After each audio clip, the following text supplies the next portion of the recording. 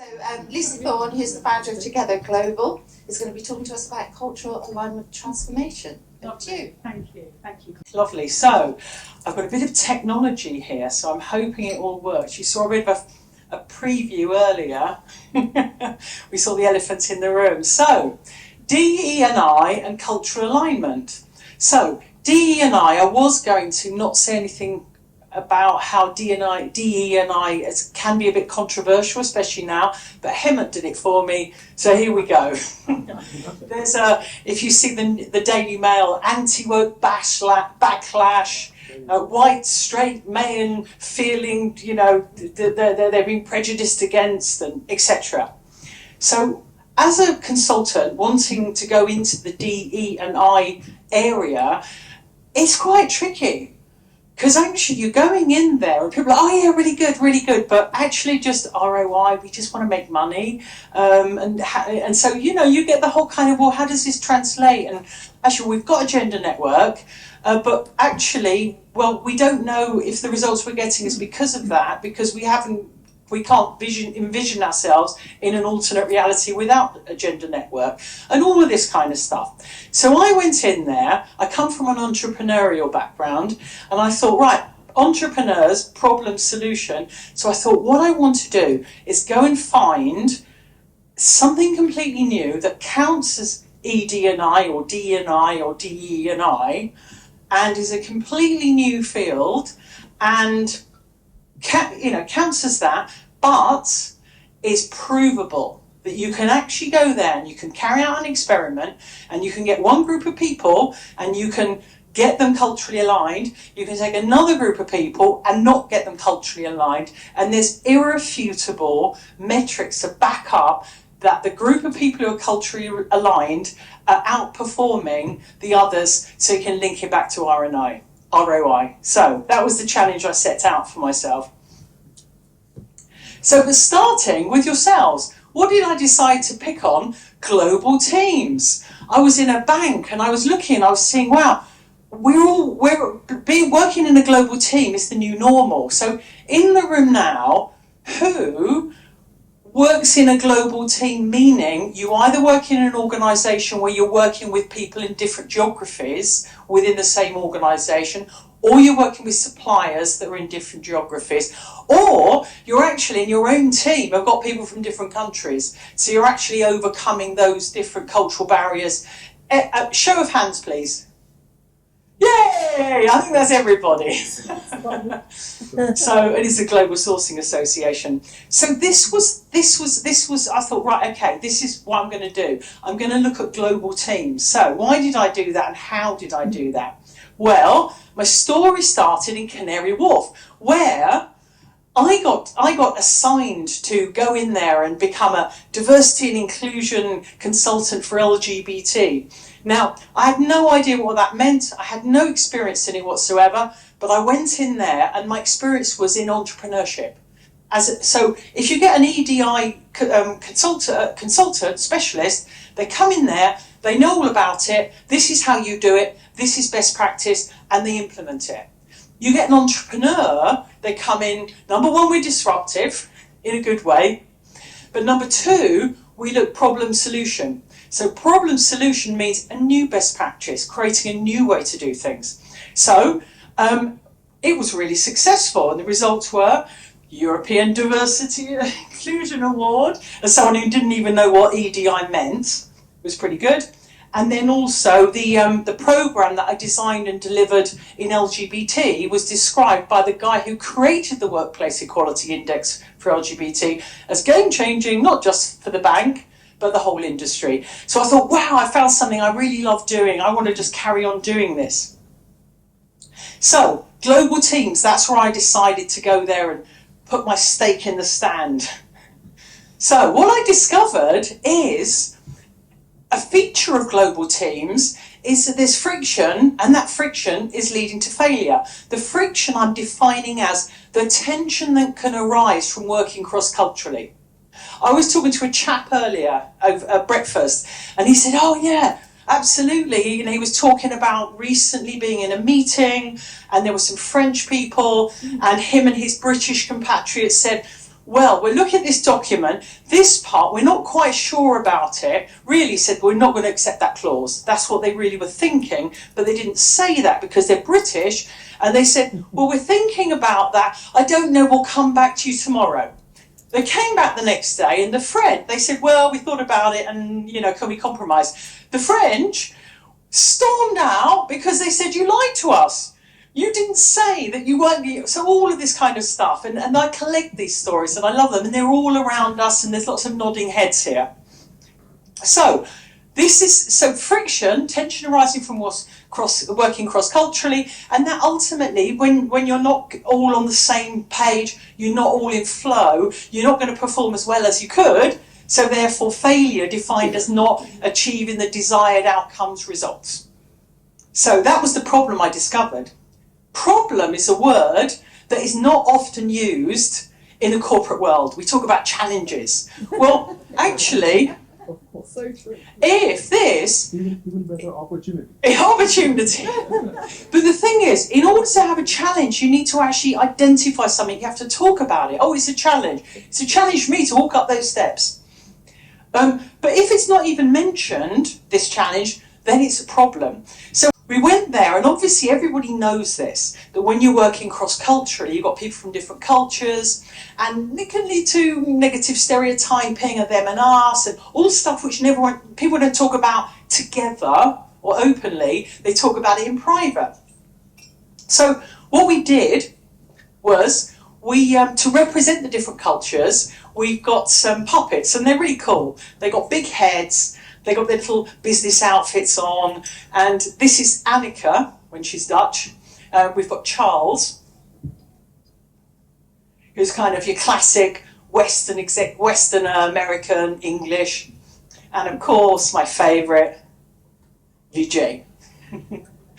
And so the thing with having the puppets is that actually, when we're delivering these workshops, and by the way, what we're doing is not cultural training. Cultural training is what exists in every organisation, teaching one side about the other. You're going to go to Finland, don't expect any small talk. You're going to go to the Middle East, expect to talk for 3/4 an hour and just talk about business in the last 10 minutes. That's cultural training, it's fantastic, but it's not what we do.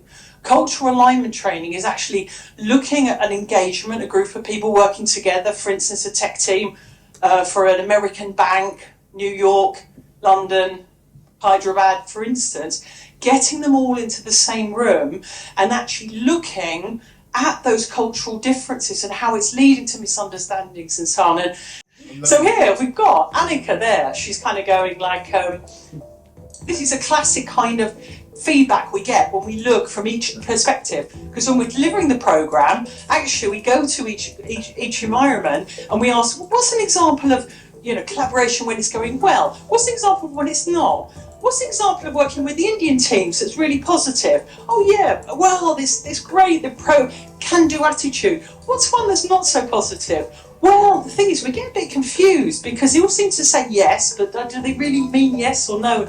So all of this is the kind of stuff we unearth, so we can look at this and talk about this together. So here's Charlie. What we find, all of these different, the culture clash, as we call it, it happens all the time. It's Groundhog Day. I've literally had situations where working with a client recently, and they said every week it's the same.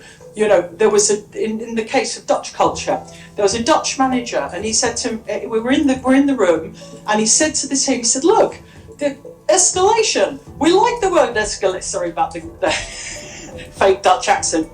We like the word escalation. We're here for this. But in India, you don't like it. You don't want to escalate things. We keep asking you to do it. You don't do it. So all of this stuff, we get the opportunity to actually to air all of these.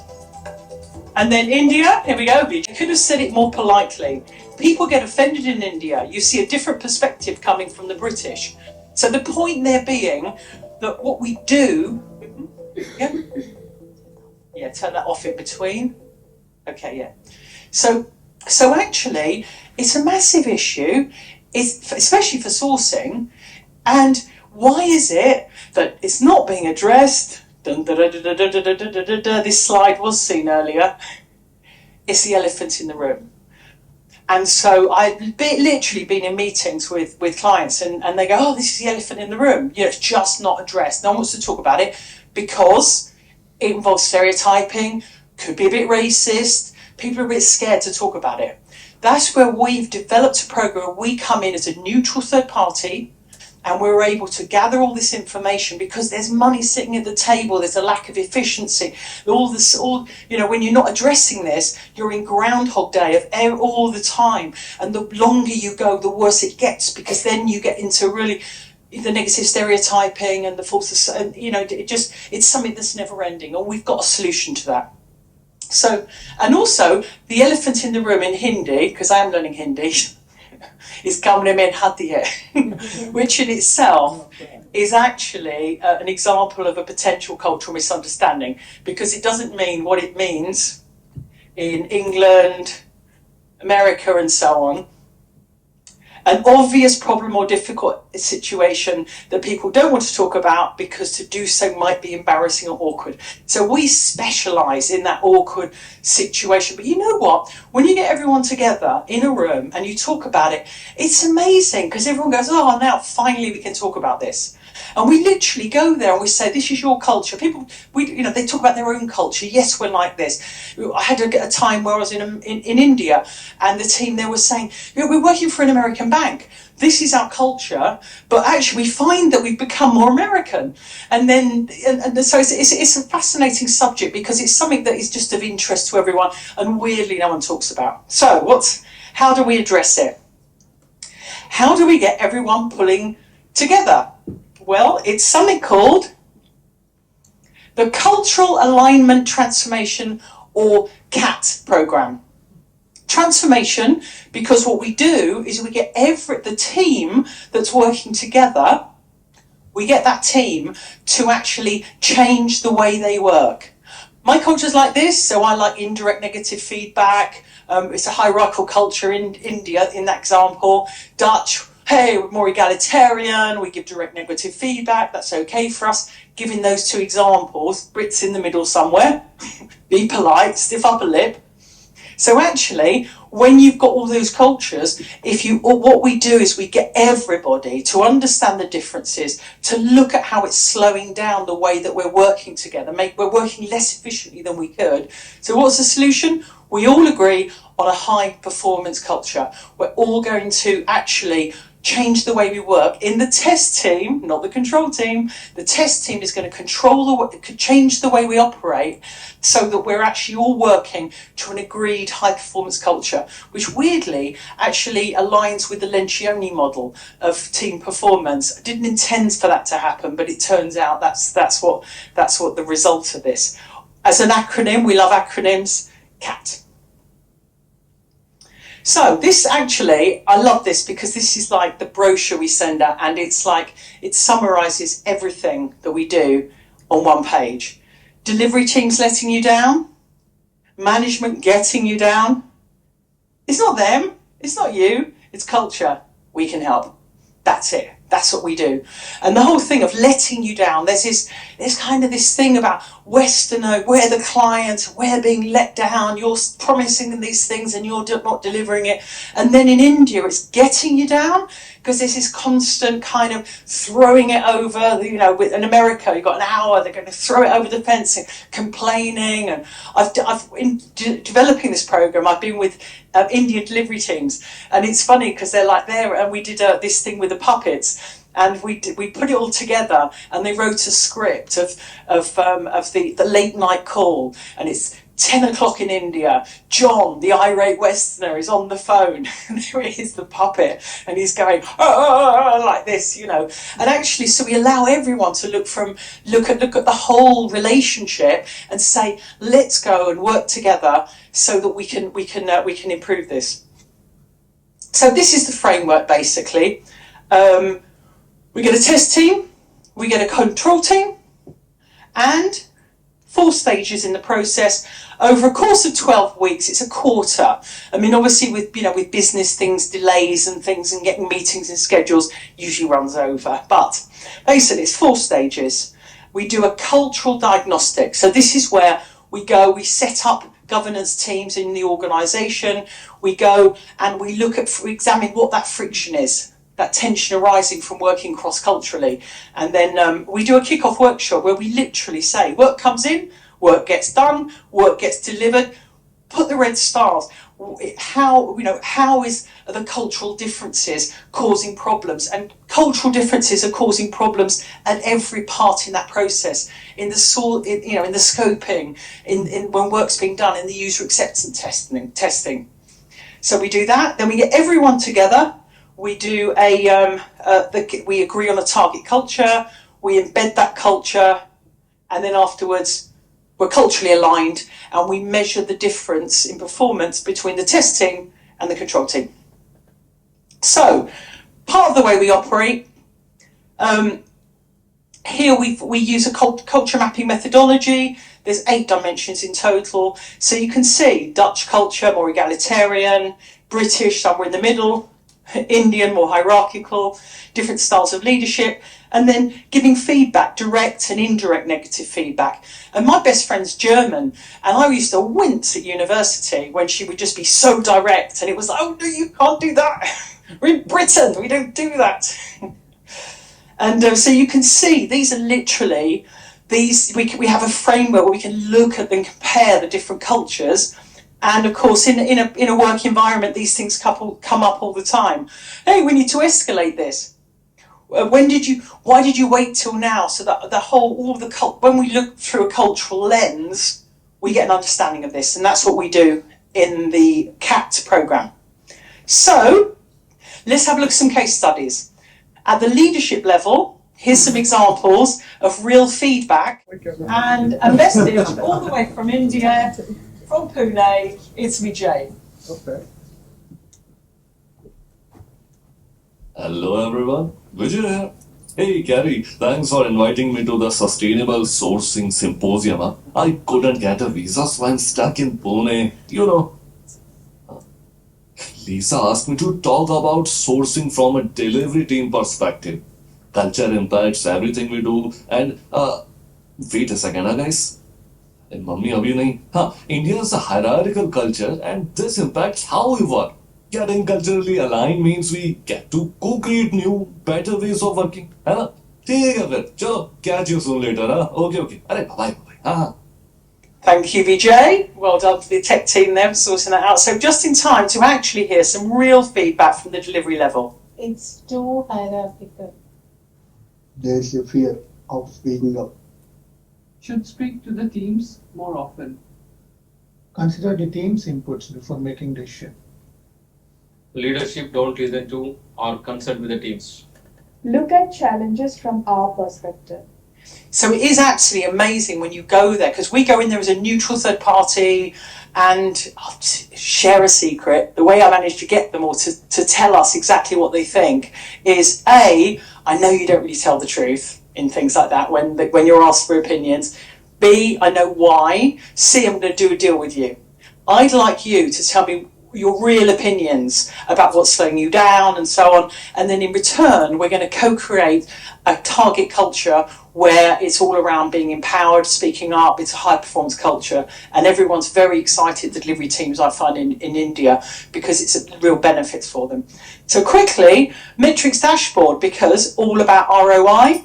So, there we go. So metrics dashboard, what do? We bring about a culture shift. And really, it's about establishing candor. It's about a positive way of challenging, collective accountability. We change that culture, and that is based. And with the metrics dashboard, we work with you to actually identify the metrics that you're going to use to actually measure the difference between the team, the test team, when they're culturally aligned, and the control team when they're not. So basically, change areas, that's generally the beginning of the work process, the workflow, middle and end, and then we track that with metrics. There's obviously the levers of speed, visibility and quality. For all the techie people in here, this is basically then the business impact on process, business and people, key measures of business success. And what would it be without a North Star metric? So this is an example of how we have a metrics dashboard, so we can literally measure the performance of the test versus control team. And then, of course, results. AKA, show me the money. So, performance. We've amalgamated results here from programs that we've delivered. And basically, we run a pilot to establish proof of concept. It's a test versus control team, and looking at the average results, but based on agreed OKRs, KPIs, and underlying drivers to change in the tailored metrics dashboard. It's a mouthful.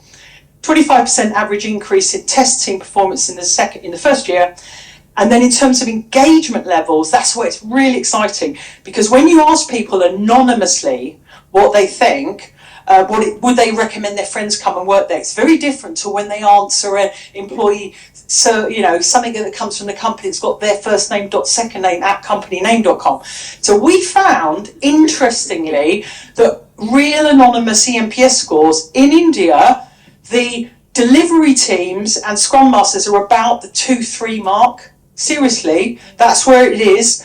And then when it's honest and anonymous, American, British leadership around 5, of course, muscle grumble. And then Indian leadership up about the 7 mark. So actually, so really what we want to do is we want to move everyone up to that top level by being culturally aligned.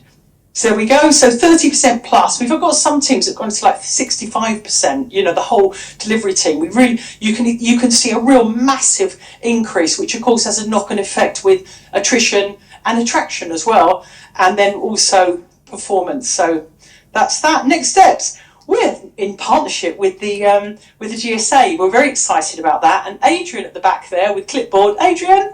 Hi, yay! Is going to take anybody's details or cards, because what we're doing is we're running an introduction to CAT session, which is more than 15 minutes, and it's going to be a half-day workshop in London, 29th of Feb, and we're going to explain all about CAT and how it works. Also, we're going to do an assessment session. That's for people from any organisation. Come along and learn about CAT. But secondly, there's a whole day workshop for people from one organisation. And that includes us going to India and coming back and interviewing your delivery teams and getting a load of data for you and feedback, which is authentic and real and not unfiltered. Ta-da! Thank you very much.